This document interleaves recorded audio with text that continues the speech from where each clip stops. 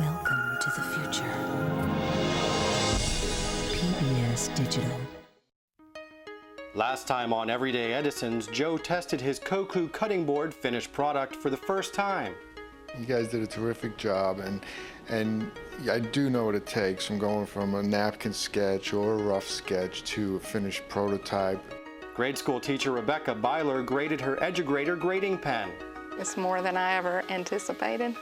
And do-it-all moms Lynn and Karen saw the final design of their activity stroller. I love the colors, and I loved seeing the logo up with the stroller. I think it all kind of fit better. Every great idea deserves a chance to change the way we live, the way we work, and the way we play. From thousands of ideas pitched at casting calls across the country, 7 were handpicked to be developed by a team of product development experts. Each idea will be designed, engineered, branded, and sent to store shelves. And each product's inventor will play a pivotal role in the evolution of their product. Millions could be made, obstacles overcome, dreams will come true on this season of Everyday Edisons.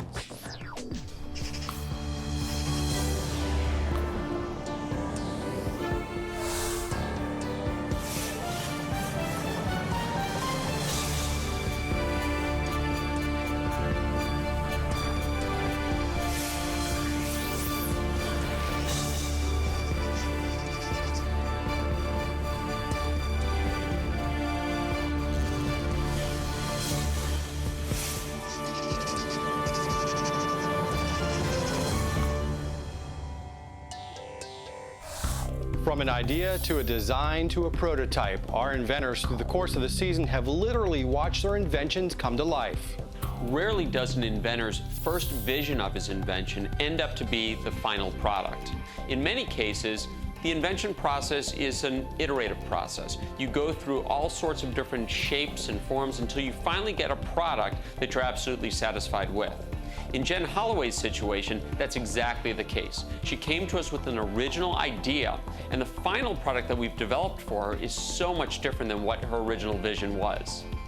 With Brad and Melinda's invention, they came to us with an idea that was very similar to the final product, but what we had to do is solve an engineering problem and also come up with a way to prevent kids from disengaging the invention. In John's situation, he came to us with more of a suggestion rather than an invention. But it was our engineering team that really made this happen. They came up with the functionality and the way to make it work. He's going to be really excited when he sees this product. On this season, there hasn't been an invention that has touched so many people as Chuck Foley's invention. It's a product that has the potential to touch people around the world. But you'll have to tune in next week to find out what happens with Chuck and his idea.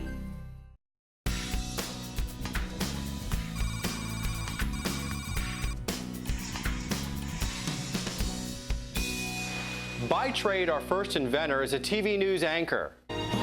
Good day to you, and thanks a lot for joining us today for Bay News 9. As an Everyday Edison, she's the inventor of the stabilizing step. The fact that it can be revolutionary and the fact that maybe this will attract someone who wouldn't necessarily work out is very heartwarming to me. While 3 prototypes have been made and tested by exercise experts, I think it's got a lot of potential. I'd like to play around with it a little bit more, but functionality is great. the development team still felt something was missing. It was missing like an intangible sort of thing. Like you look at it and you just know that it isn't a finished product. For the stabilizer to be a viable product, it needed the resistance feature added to it. While the engineering team works out the band system, the branding team is on deck and ready to show Jen what her brainchild will be called. With your product, we were really trying to focus on the functionality of it. Branding is very important for any product that's on any market shelf. I understand that. And it was the usual, I don't know, 5 or 6 rounds of names and hundreds of possibilities. And actually, ALICIA came up with what turned out to be the finalist. It just kind of came to me, and it just seemed to make sense. She was very excited and was like, yes! My name? For exercise devices, you want it to state something. You want it to invigorate you, if you will. You want it to entice you to pick it up and do it. The product now is very round and flippable. And I think that that's where Alicia really got her inspiration from.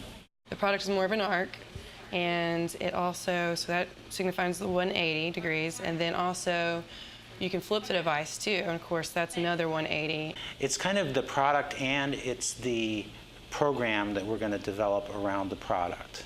And it's the 180 is the base concept. What happens when you're at the gym and you look at the watch and it's 5 minutes, oh, it's time for my 180 class. Because we wanted it to be short and catchy and kind of memorable, and so it couldn't be awkward or anything like that. So this is the base concept, is it's the 180. The real fleshed out concept is Workout 180. Fantastic. I love it. Great. I love it. It says a lot, it says a little, but it's together. I like it. That's what we're going to name the actual program that goes with the apparatus, is it's going to be the Workout 180. I like the number and the word together. I think it's great. I think it's catchy. I like Workout 180 and then shorten it with 180. I think it's fantastic. I think it's an active brand name. I think brand names are very important, and I think it will stand out.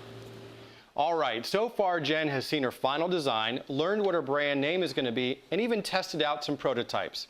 But before we can begin looking for a home for the 180, a decision has been made to bring in a top-tier trainer to test it out.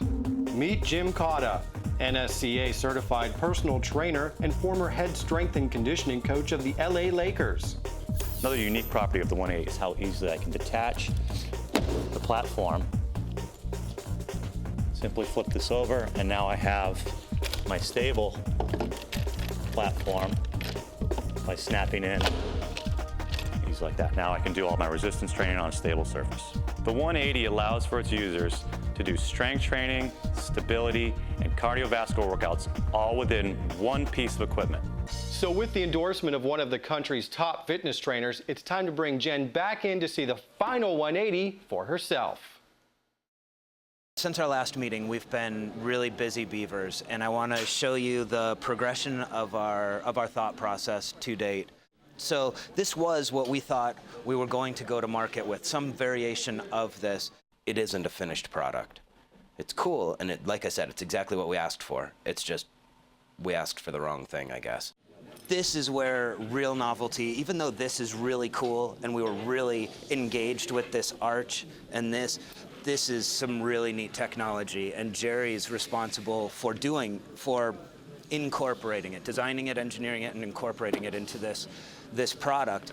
We had put a lot of thought and effort into that one. Yeah, super jazzed. That band system is really cool. It works awesome. Jerry did an amazing job coming up with that. But what we'd really like to show you is what's under here. This is about as close to the real deal as we're going to come. Oh, wow. Oh, I love it. Oh, my gosh. I love it. It's so sturdy looking. So much more so than the others.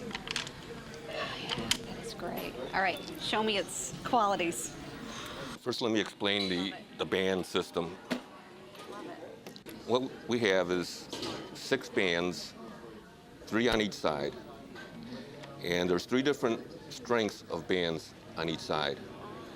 And that allows you to have 7 different strength levels, depending on what combinations you use. The bands completely take it one step further than what we had come up with the previous prototypes. We put the extra thought into it. We went the extra mile for this. It definitely is a much better product now. This arrangement that you see right here is what you would have for doing stable resistance work, and then also for step work. Okay. If you want to do unstable resistance work, you would use it without the frame. And now you have an unstable platform for resistance work. That is fantastic. That blows me away. It's awesome. So many products in one. It does it all. Wow. You know, it's got so many different things you can do with it. It's so exciting. Beyond exciting. Would you like to try it out? I guess so. It's like 5 years culminating into one moment, and you almost don't know what to say. But it's just, for me, it's joyous. It's exciting, it's cutting edge, it looks good. I think it fits the bill of really giving you a full body workout.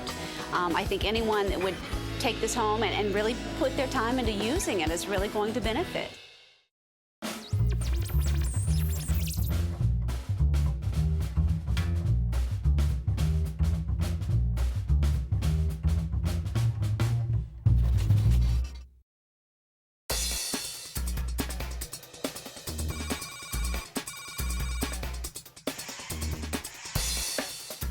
So far, the Shepherds have seen their spill-proof bowl concept get designed and branded Lupa. I think it's cool. I think it's really cool. I think it fits well with the bowl. And after putting a Lupa prototype in the hands of kids, it was back to the drawing board for the design and engineering teams. Now, after weeks of redesign and prototyping work,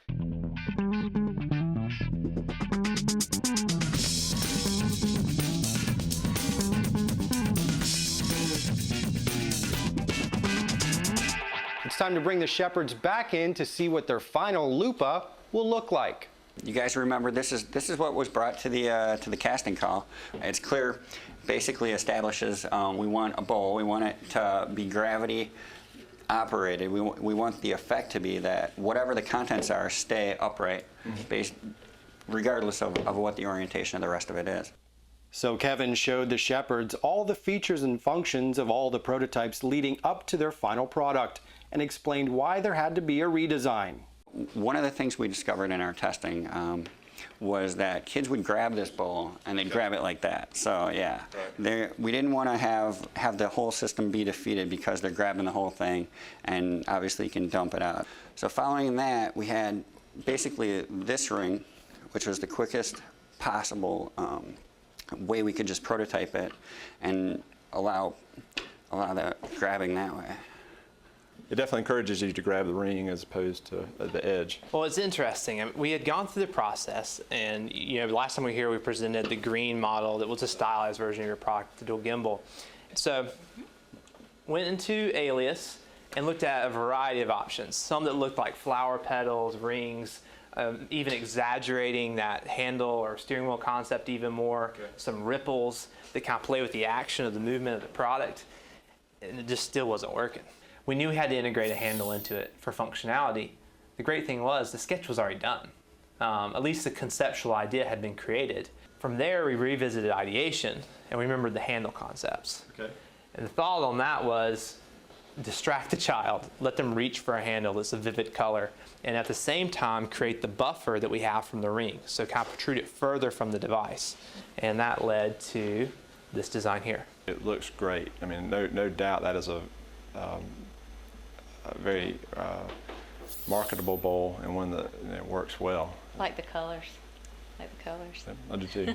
What we've done is we've exaggerated the original concept of those little ripples. They're kind of like Saturn's rings. Brought them out even further so a child can't possibly reach the bowl. It's almost a toy and a working bowl. All in one. You saw the design, okay? We got the character back. We have this wonderful brand. And what we want to do throughout the process is keep that character in the product, keep the brand, so it's a total package. And here's the product in its final state.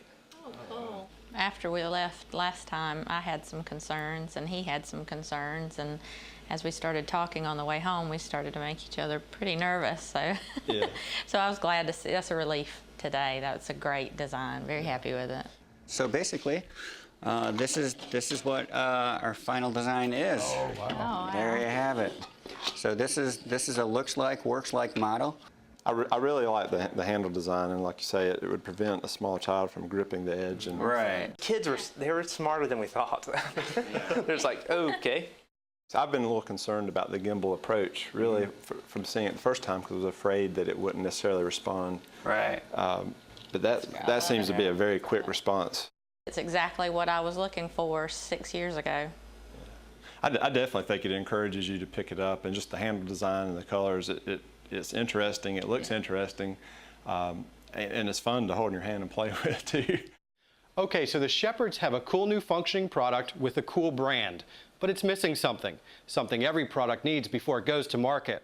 I'm going to introduce you to the look and feel of Lupa. Okay. Before we saw the brand identity, now we're going to see you know, what Lupa is all about. So, galactic, clean fun. Oh, cool. Look. You're going to make me cry. I love It's looking cool, isn't it? That's cool. That's great. Well, that's not it. Okay. Another key component for this project and for this product is packaging. It's eye-opening to see the different concepts and the amount of effort that obviously went into the packaging, into the advertisements. It's not a few hours worth of work. Packaging is really, it's really the product before you open it. So packaging has to work. On a craft shelf, you want to be able to see Lupa. So right here, we're having Lupa as it's gonna be on the shelf. Oh, wow. That looks great. What stands out to me is that it just really draws your eye to the bowl itself, both in the advertisement and in the packaging. The shape of the package is a great idea. We can fit two bowls on the package. We want to show one of them open so you can interact with it and see how it works. It just goes to show that 6 years ago when he brought home this fabulous bowl and we were trying to figure out what we were going to do with it, and we tinkered with the idea, could we make it on our own? Could we sell it on our own? And you see now the answer was no. I'm glad we found this group to do it for us because it would have never been that.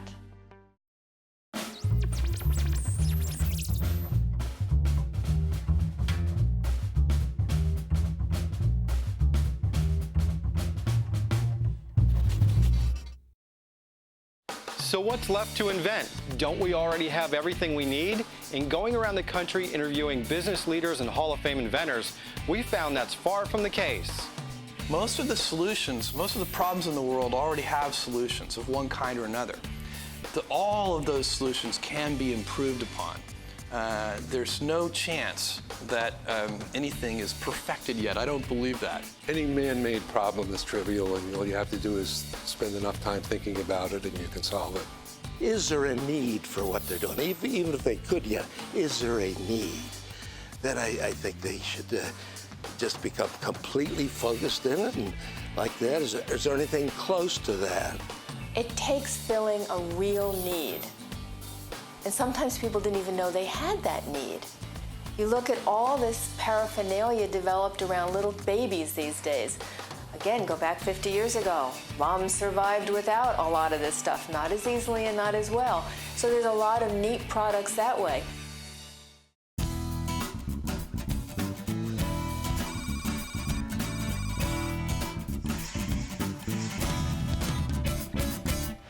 John Davis has spent his entire career in the printing business. Printing business is up and down. It's a roller coaster. But he hopes that if the Everyday Edisons engineering team can pull off their biggest challenge to date, he'll get on a different kind of role. Big paycheck. That's the ultimate goal. Before any money can be made, John's blooming wheel itself has to be made. At first blush, it's kind of a daunting task. All right, so John's blooming rim concept is beginning to pick up speed. But as we've learned, a cool product needs an equally cool brand name. I know you've seen some prototypes, right? And you've seen it developing along the way, but what we really get to talk about today is what are we going to call it? It was the first product that everyone just was blown away by and looked at it and goes, oh my gosh, that is the coolest thing. So what we wanted to wind up with was a name that helped define and identify what the product was. So the minute you saw it, you could say, hey, that's an XYZ. So we want to own the category. Well, I think the name matters a lot. You know, you got to have something catchy. So we had two different names that we narrowed it down to initially. The first one was called Reactor. We liked that name because it defined what the process was.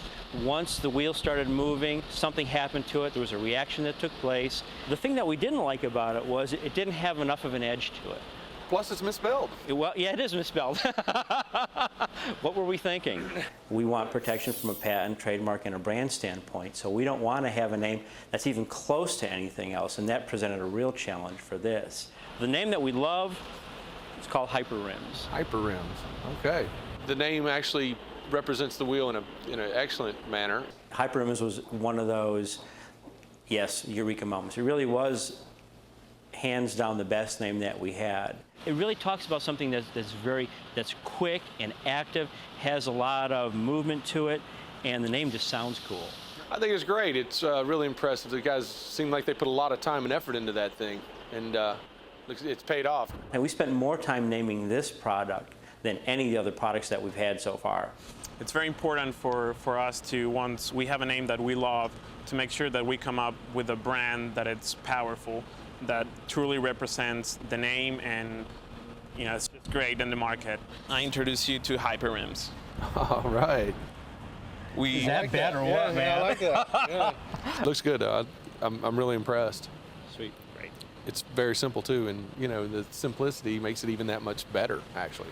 You said it. Yeah. This was the reveal that you hope for every time, where there's an instant synchronization with the inventor and his idea of what the brand and the product is, and ours. I think it's all goes together. It's got to have the cool logo, the great name, and the great product.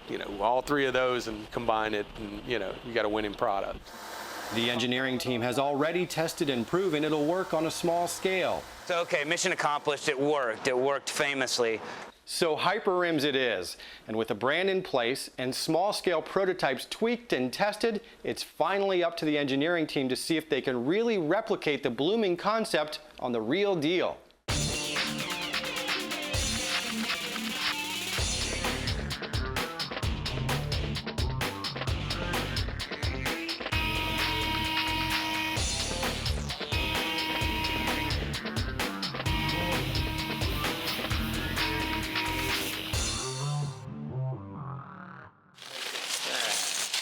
Whoa. Cool. Did you bring 3 more? It's absolutely beautiful. It's exactly the way I envisioned it. That's so crazy. Believe that came from that blank? Wow. Looking at it in CAD, CAD's amazing in what it can allow you to do, but it's very cartoonish in nature. When you look at the images on the screen, it's very cartoonish, so you don't really get a picture. You have to intuit what it's going to look like, and yeah, that's better than what I had imagined. This really looks cool. Man, you couldn't ask for something nicer. I couldn't wait to see the whole thing together. That's going to be cool. Transforming a blank into a cool-looking rim is one thing. Transforming it into a hyper rim, well, that's never been done before. Everything we've done to this point is about this big, the golf cart wheels and whatnot. And now we've got something that's significantly larger. It's beautiful. It's beautiful. So the engineering team began putting the pieces of the Hyper Rims puzzle together and worked through the night to get it ready to roll and be presented to John.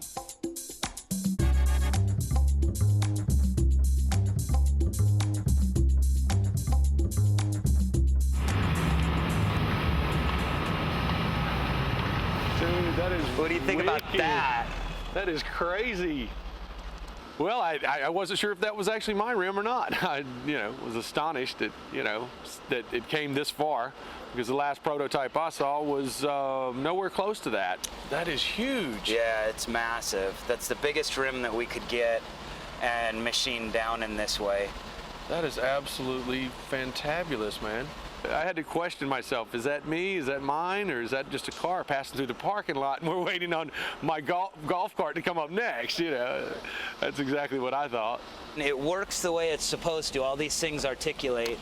So, right, as you're cruising the neighborhood, they're out like this, just like you saw when they were rolling up. They're protruding out. Right. Something really funky is happening down there, and it draws your eye to it. And as you get up to speed, about 35, everything starts retracting. So it looks good. It looks straight out of James Bond. That's nice. See, as you're cruising, I mean, that just looks nuts, Yeah, right? That's just like... When it's spinning, it looks even more hyper. Right. Yeah, I got chill bumps thinking about this thing. But I can't wait to put a set on my car. Without being able to get up to speed in the parking lot to really show off what the Hyper Rim could do, John and his family were brought inside to watch a video of the Hyper Rim in action. It's a long process, a lot of work, a lot of effort, a lot of ideas with these guys that, on the engineering team. I got to hand it to them. They did a great job. It's phenomenal. I really didn't expect this much, but I'm actually glad that, you know, that we over-exceeded my expectations, you know.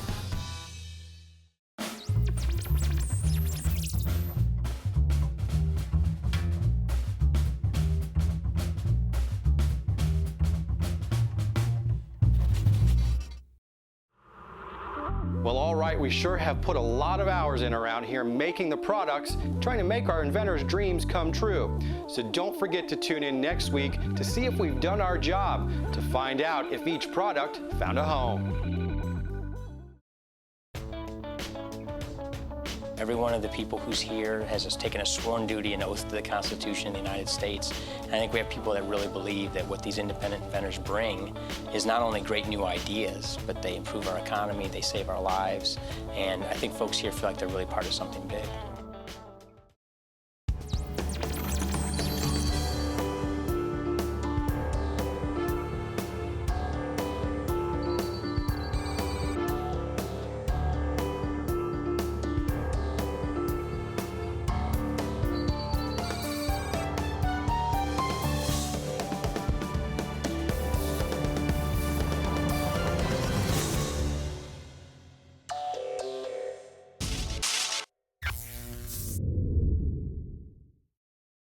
Do you have an invention idea that you would like to tell us about? Want to learn more about the product development process? Go behind the scenes and learn more about the inventors, their inventions, and the Everyday Edisons program by going online to pbs.org. We are PBS.